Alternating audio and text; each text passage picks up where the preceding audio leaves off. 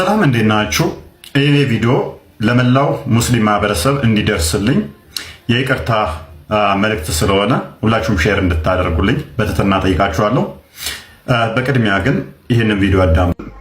አውጣ ማስረጃው፣ አንተ የተናገርከው ማስረጃው ነው። ወሲብ ፈጽምባት የሚለውን ሊያሳየ ነው። ያላ አውጣ። 9 ዓመት ሙሉ አብራት ሲኖር አውጣ ማስረጃው የለውም። ማያችሁ አይደለ ወጥ ማለት ነው። ከስራ ያዛያችሁ መልስ የለውም። አሁን ይሳደባል። ይሄ ነው ተወያየበት። አውጣ ማስረጃው የለውም። ማያችሁ አይደለ ወጥ ማለት ነው። ከስራ ያዛያችሁ መልስ የለውም። አሁን ይሳደባል። ሁለተኛ እንዲህ አይነት ወሬ አታው። አንተ ትልቅ ሰው ነህ። የሌለ ነገር ታወራለህ። ተሸውራችሁ ያለው ብለህ ወላሂ ክርስቲያኖች እየተጫወተባቸው ነው። ሰውዬ አንድ የሚያውቀው ነገር የለም። ማስረጃም ታሲ ይባል አያችሁት አይደለ? ህፃን ልጅ ነው 9 ዓመት ያለች እንትን ይላል። ከቪዲዮ እንደሰማችሁት እንግዲህ ከዚህ በፊት ሙሐመድ የሙስሊሞቹ ነብይ ማለት ነው ወንዶችን ብልት እንደሚስም እንደሚሞጨሙጭ ተናግሬ ነበረ። ከሱ ጋር የተያያዘ ከፍተኛ ቁጣ በሙስሊም ማህበረሰቡ ላይ በእኔ ላይ ተነስቶ ነበረ። ነገር ግን የቃላት እንትኖች ላይ የተፈጠረ ግጭት አለ። ደግማችሁ ይህንን ቪዲዮ አዳምጡት እና በደንብ ግልጽ አደርግላችኋለሁ። ወንድበትን ርዕስ አሳወቅና ከዚያ በኋላ ሁሉም እየሰሙ እንዲማሩ ዘንድ ያላ ርዕሱ ንገራቸው። የተስማማንበት እስቲ ምን ብለን ርዕስ አወራው? ወንድሜ አይሻ ነብዩ የት ቦታ ነው በ9 ዓመቱ የበዳት አልከኝ። ምን አገባኝ? አይሻ ነብዩ የት ቦታ ነው በ9 ዓመቱ የበዳት አልከኝ። ምን አገባኝ? ያስገብቶ እንዲጠራርግና ከዛ እንደዚህ ይሄ እንትኑን ማለት ነው።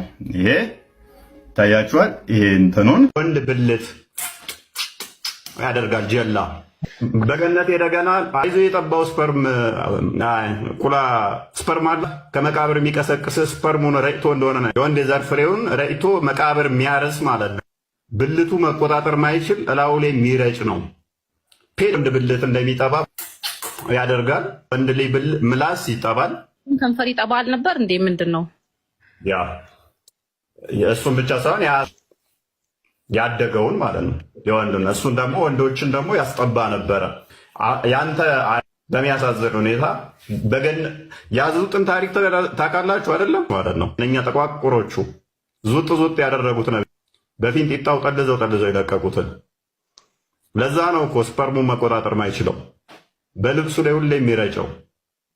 ባይዘ የጠባው ስፐርም ቁላ ስፐርም አለው እንደሆነ የወንድ የዘር ፍሬውን ረጭቶ መቃብር የሚያርስ ማለት ብልት ይጠባል።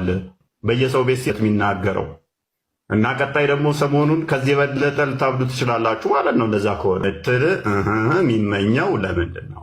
ማቆሸሽ ከሆነ ግን ከኛ በላይ መልካም። ነቢያችን አንተ እንዳልከው አይደለም ያደረጉት።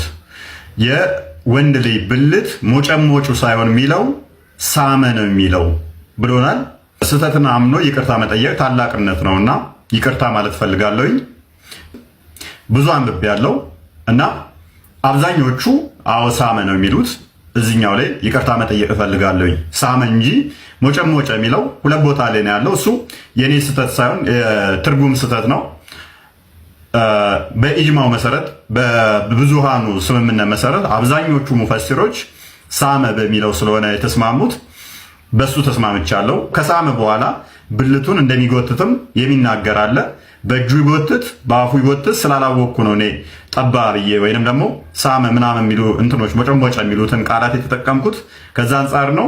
ብልቱን ይስባል የሚለው በእጁ ከሆነ ሜቢ እናንተ ባላችሁት ተስማምቻለሁ ማለት ነው። ነገር ግን ብልት ይስብ ነበር የሚለው በአፉ ከሆነ ደግሞ ጠባ የሚለው ያስሄዳል። ነገር ግን በብዙሃኑ መሰረት ደግሜ ይቅርታ መጠይቃችሁ ሳመ በሚለው ተስማምቻለሁኝ።